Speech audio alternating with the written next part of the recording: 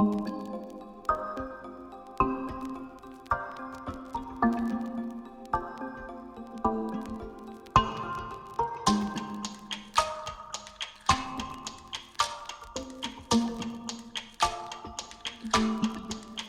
everyone, welcome back to episode 5 of Backyards with Bolt. We are back again with Dr. Conklin and Inspector Yi, and we are here for one final question for this segment of the series. The question is, what can men do to make women feel safer when walking in the middle of the night? I really like this question. Thank you for asking it. I have a couple of ideas. So if I suppose the woman is a stranger to the man, then I would suggest certainly don't catcall or walk behind this person who's walking in the middle of the night. That's obviously an important piece. I would even go so far as to say actually cross the road as a gesture of an indication that you're not actually trying to follow that woman that you see. By crossing the road, it helps, I think, alleviate any fear of being followed or being potentially followed. I think if you as a man were to see potentially something happening, then obviously help, right? Call for help, and if possible, make it clear that you are a witness, to try to make it more difficult for someone who might be seeing a woman walk alone and consider that person to be a potential victim. Often acts of violence in this kind of context are quite opportunistic. So doing what you can as a man to make that opportunity not available or make it obvious it'll be difficult. But if you know someone, if you know this person, maybe offer to drive them home or offer to call them a cab, or see if they have a female friend that can walk with them. Walking in numbers or being in numbers is a strategy to ensure your safety, especially if you're walking in the middle of the night. So offer to accompany if you're a friend, or if you're a stranger, then maybe offer to call a cab and pay for that cab, pay it forward. So those would be my suggestions, but definitely if you are on the street and you see someone, then cross the road and walk away from them so that that woman doesn't feel like you're potentially following her.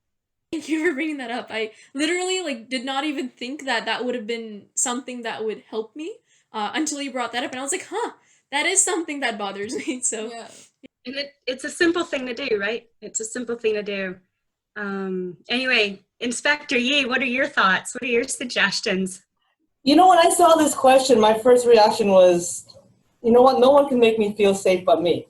So part of it, before I get into the actual question, answering it, so much of our communication outwards is nonverbal. So how we carry ourselves, how we walk, how we hold our head, how much attention we pay to the environment is emitting information to whoever's watching us. So if there is a predatory individual in the area, they're looking, they're hunting. So how you carry yourself, how you walk, how you know your environment is sending off waves of information. So that's my first thing. I'm responsible for my safety, and how I mitigate that is up to me to learn and to utilize. So putting that hat aside, like if it's a dark street and it's, there's not very many people on the street, the man can, again, cross the street and walk on the other side of the street. Again, that gesture shows, I understand that you might be anxious because we don't know each other, and given, how we're socialized, I'm going to make it more comfortable. So I'm going to cross the street. I'm going to bring this out of the street a little bit in other tips that men can do to help women feel more comfortable. If they're in an elevator together, you as the man, if you're able to, and you get in together, you press your floor first. And then that way the woman in the elevator sees that you're perhaps not going to the same floor. That might alleviate some stress. If it's the same floor you're going to, the man, get off the elevator first. That's one thing that they can do there. In a stairwell, if they're going up a stairwell together, like in a parkade, let her go up first. You can wait. Wait a couple of flights before you start going up the stairwell or down the stairwell. In a nightclub or a crowded environment, don't touch people. Like, don't touch her on the small of the back or the shoulder or the elbow.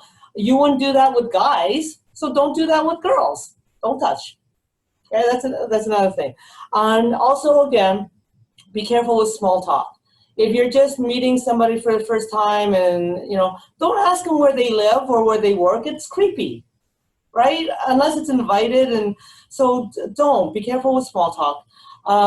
Don't show up to surprise them uninvited, because that, again, causes anxiety and uncertainty.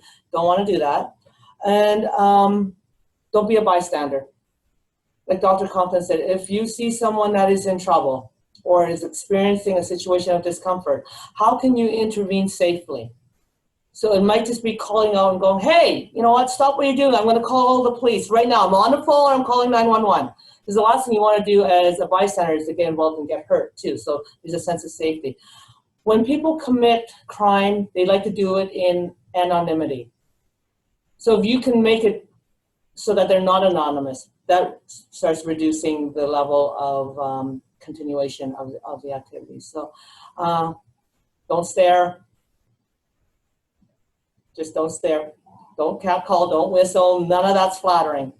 So, I teach my son and his friends and all the boys that we talk, even at work, what men think are harmless is not being perceived by women as harmless. It is stressful. It causes anxiety. So those are some of the things, very simple things that men can do.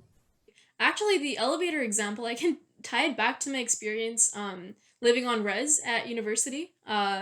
It's when you're trying to go up to where you live and a random person comes onto the elevator and you have no idea like who they are.